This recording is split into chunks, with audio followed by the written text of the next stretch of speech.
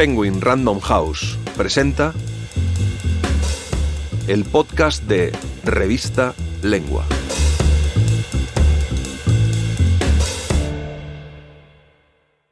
Corazón tan blanco en Alemania. Historia de un descubrimiento. Por Paul Ingenday. Narrado por Antonio Martínez Asensio. España fue el país invitado de honor en la Feria del Libro de Frankfurt de 2022. Allí, en el mayor evento comercial del sector, durante los fastos de celebración de la literatura española contemporánea, se le hizo un homenaje póstumo a Javier Marías, quizás el autor español que más lectores ha tenido en Alemania. Por este motivo, desde Lengua, honramos la trayectoria y el legado de Marías, viajando al origen de su éxito en el país centroeuropeo. La publicación allí de Corazón tan blanco en 1996. Estos dos textos, que siguen ambos firmados por el periodista alemán Paul Ingenday, forman parte de No he querido saber, un anexo a la edición conmemorativa por el 25 aniversario de este título imprescindible. En el primero de ellos, el autor reflexiona, en 2017, cuando fue impreso por primera vez este volumen especial editado por Alfaguara, del fenómeno editorial en el que devino este hoy clásico contemporáneo. En el segundo, titulado Los oídos no tienen párpados, el propio Ingenday reseña la obra de Marías, en 1996, con los ojos y el gusto de quien la acaba de leer por primera vez. Recuerdo perfectamente y con vivo detalle el día en que escuché por primera vez el nombre Javier Marías. Un compañero mío, editor literario como yo del Frankfurter Allgemeine Zeitung, me pidió revisar su reseña de la novela El hombre sentimental. Así lo solíamos hacer entre los 4 editores literarios, menudo lujo, del diario alemán. Ocupábamos las mismas oficinas donde pocos años atrás había reinado el legendario crítico polaco-alemán Marcel Reich-Ranicki. La quinta novela de Javier Marías, publicada en España en 1986, salió en alemán en 1992, inequívoco indicio de que el escritor madrileño todavía no era, ni mucho menos, un autor codiciado por editoriales internacionales. Pasaron 6 años antes de que una editorial de mi país comprara los derechos del libro. La larga reseña de mi compañero, Jens Jensen, fue muy convincente. Hablaba de una novela insólita, rica, de mucho rigor intelectual, pero también con grandes dosis de sensualidad. Algo más tarde, con la curiosidad despertada, me puse a leer El hombre sentimental y tuve la misma impresión.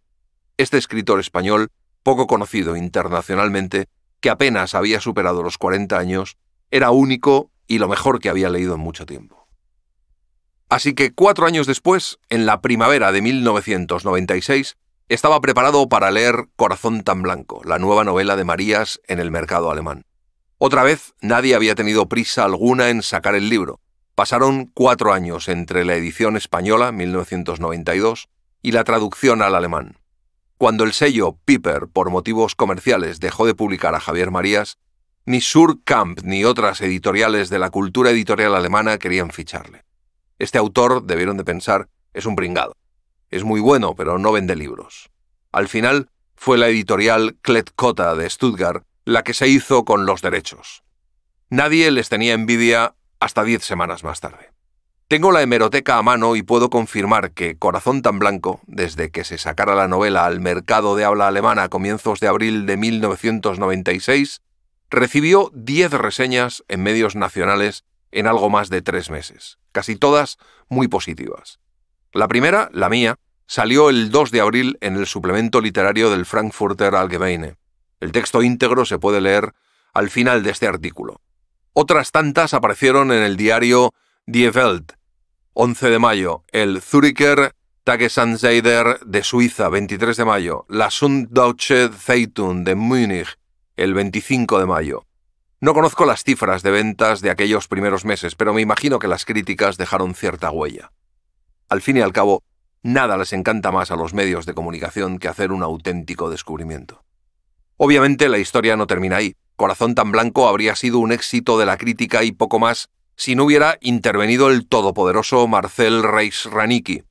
Un día, un redactor, mano derecha del mismísimo maestro, Vino a verme a mi oficina y me preguntó: «Oye, ¿la novela de Javier Marías es tan buena como dices en tu reseña?». Le contesté: «No, es mejor». No supe expresar adecuadamente lo buena que es. Tienes que leerla. Él asintió.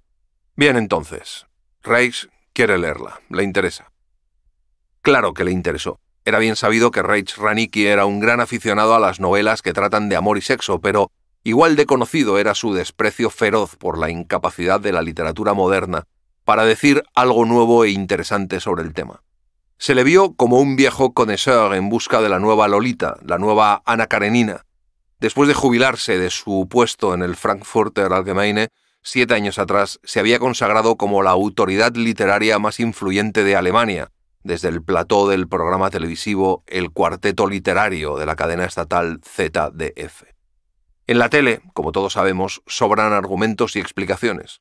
Todo es feeling, instinto, pasión. En este reino, Reich Ranicky actuaba como rey con plenos poderes. Algunas veces, 3 palabras elogiosas suyas fueron suficientes para convertir a un autor desconocido en un bestseller. Y eso pasó el 13 de junio de 1996 en el Cuarteto Literario, delante de millones de espectadores alemanes. Reich Ranicky se mostró profundamente conmovido por la novela de Javier Marías. Llegó a decir que era un libro genial, una obra maestra y una de las novelas más importantes que he leído en los últimos años. Calificó al autor español, cuyo apellido había escuchado por primera vez solo unas semanas antes, como uno de los más importantes escritores europeos de hoy. Un flechazo, vamos. Aunque sus 3 contertulianos asintieron, fue el desatado entusiasmo de este señor de 76 años recién cumplidos lo que convenció al público alemán de que tenía que salir al día siguiente lo antes posible para comprar y leer la novela de un desconocido, titulada en alemán Mein Herz so weit, Corazón tan blanco. De esta edición, magistralmente traducida por Elke Werth, se han vendido en Alemania más de 1 millón de ejemplares. Queda por decir que Reich Ranicky, a lo largo de los 13 años que duró su programa, hizo 3 o 4 autores de esta manera. A Zex Noteboom, el holandés, por ejemplo, también de forma póstuma, al húngaro Sándor Márai y al propio Javier Marías. Es importante añadir, sin embargo, que Marcel Reich Ranicky no hizo el éxito de estos autores en un sentido que no fuera comercial. Solo actuaba de maestro de ceremonias, por así decirlo, porque tenía un don. Sabía dirigir la mirada del gran público hacia libros de altísimo nivel que, como toda buena literatura, merecieron ser descubiertos por derecho propio. Los oídos no tienen párpados. Reseña publicada en el Frankfurter Allgemeine Zeitung el 2 de abril de 1996. Traducción de C. Canterla. El español Javier Marías escribe una magnífica novela sobre el crimen y sus cómplices. Si una novela comienza contando un suicidio en sus primeras páginas, nos sitúa de golpe ante las cosas serias y definitivas de la vida. Pero si resulta que la suicida es joven y bonita, de piel pálida y mirada velada, están sentadas además las bases de una intriga romántica en la que cualquiera puede imaginarse que hay de por medio: un hombre. El español Javier Marías fue consciente de ello y por eso empezó su novela Corazón tan blanco con estas líneas. No he querido saber, pero he sabido, que una de las niñas, cuando ya no era niña y no hacía mucho que había regresado de su viaje de bodas, entró en el cuarto de baño, se puso frente al espejo, se abrió la blusa, se quitó el sostén y se buscó el corazón con la punta de la pistola de su propio padre, que estaba en el comedor con parte de la familia y 3 invitados. Las 7 páginas que siguen al suicidio de Teresa hay que leerlas como una maniobra de ocultación del autor. En ellas describe Marías el revuelo que ocasiona un suicidio en el seno de una familia acomodada.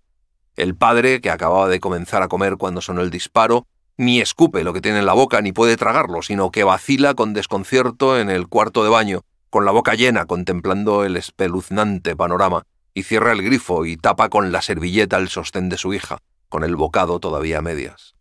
Los invitados, entre los que hay un médico, se agolpan. La hermana le seca a la muerta las lágrimas. En el comedor, la doncella sirve una tarta helada. De la calle llega el silbido del chico de los recados que descarga sus cajas. Mientras tanto, en el cuarto de baño el padre ha vomitado cuanto había comido, incluido el bocado atravesado. Marías describe la escena de la casa con una minuciosidad casi preciosista. No omite ningún detalle al lector. Nos muestra todos los puntos de vista y sabemos hasta que el chico de los recados ha dejado de silbar y que la doncella se ha enderezado el delantal. Todos, incluso la cocinera, entran en escena, hasta que Rance, el marido de Teresa, llega a casa precedido de un halo de colonia. El escenario está siempre iluminado, y nosotros nos quedamos tan deslumbrados con la escena tan brillantemente descrita que apenas advertimos que el narrador, que solo en la primera frase ha dicho yo, hace ahora su aparición revelando en la última frase del capítulo su identidad. Todo el mundo dijo que Rance, el cuñado, el marido, mi padre, había tenido muy mala suerte, ya que enviudaba por segunda vez. Con la intriga de este comienzo se podría construir una bonita novela que tratase de la prescripción de la culpa y el saber a destiempo de un hijo que busca la verdad sobre su padre, o, de modo más general, de los fantasmas de la historia que no se cuentan. ¿Y qué resultaría? Pocos autores se han preguntado cómo se enfrentan sus personajes a la verdad cuando ésta se hace evidente y si en general resulta beneficiosa o no para sus vidas. Y esto es precisamente lo que hace Marías. Como su maestro, Joseph Conrad, no le interesa tanto revelar las conciencias de sus personajes como la disposición interna del proceso moral en el que el comportamiento de esos personajes se da a conocer y se deja examinar. Lo que le interesa es el problema de qué hacen los personajes con el conocimiento, un asunto que a menudo ha sido pasado por alto. Juan, el narrador, es hijo de Rance, de su tercer matrimonio con la hermana menor de Teresa. Desde que nació, su tía no es para él más que una anécdota, sabe muy pocas cosas de las circunstancias de su muerte. Las 360 páginas de la novela nos cuentan esencialmente su historia, la de un español de 35 años que hace de intérprete en conferencias internacionales, que se ha casado hace un año y que se ve obligado a viajar mucho a Bruselas, a Ginebra, a Nueva York, pero la aparente calma con la que selecciona sus recuerdos y los presenta al lector es engañosa. Pues si hasta ahora había podido darse por satisfecho con unas fotos enmarcadas y unas historias familiares sin tacha, esto se acabó. Cuando se casa con Luisa, una colega de profesión, este inteligente e irónico narrador comienza a sentir inquietud y curiosidad. Fundamentalmente le preocupa que los recién casados se comporten como una pareja que tengan que compartir el mismo destino y que sobre la ancha cama reposen dos almohadas en vez de una sobre una cama pequeña. ¿Y para qué hablar de la tiranía de la intimidad si hay algo aún más peligroso? Que los mismos gestos, lo dicho por uno al oído del otro, por ejemplo, pueden significar tanto consuelo como provocación. Por ello, Juan comienza a tener toda suerte de presentimientos de desastres.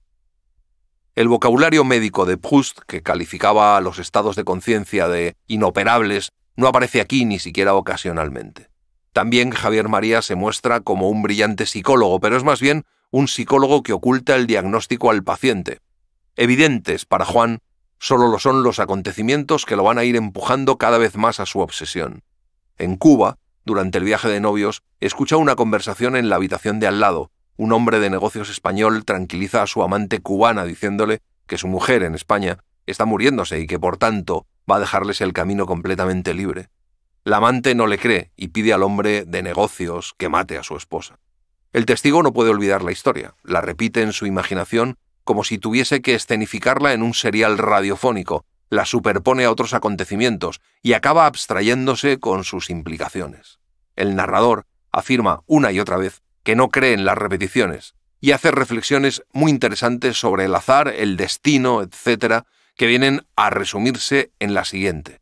En la línea continua que une lo que ya ha acontecido de lo que todavía no se pueden hacer distinciones morales.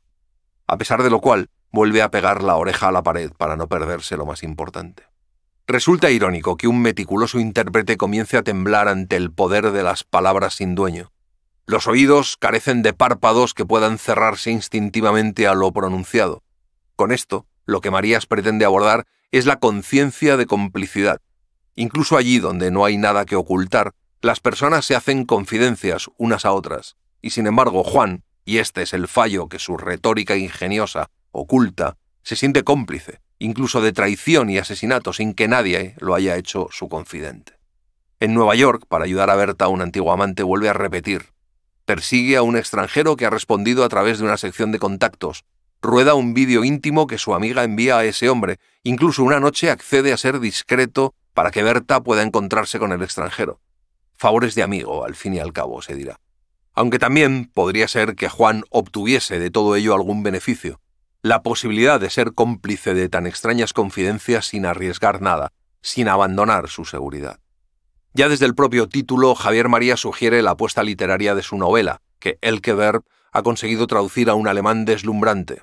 Cuando Lady Macbeth dice a su marido después del crimen, «My hands are of your color, but I shame to wear a heart so white». Mis manos son de tu color, pero me avergüenzo de llevar un corazón tan blanco.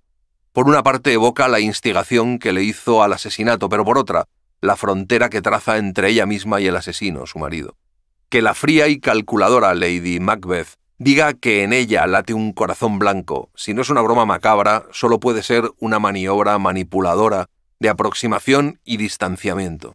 Y lo que esta figura literaria sugiere es precisamente lo que atormenta al protagonista de la novela de Marías. El viejo secreto de su padre se le hace presente a él de nuevo, pero no ya como delito, sino como un virus que destruye el debilitado sistema de defensas del hijo.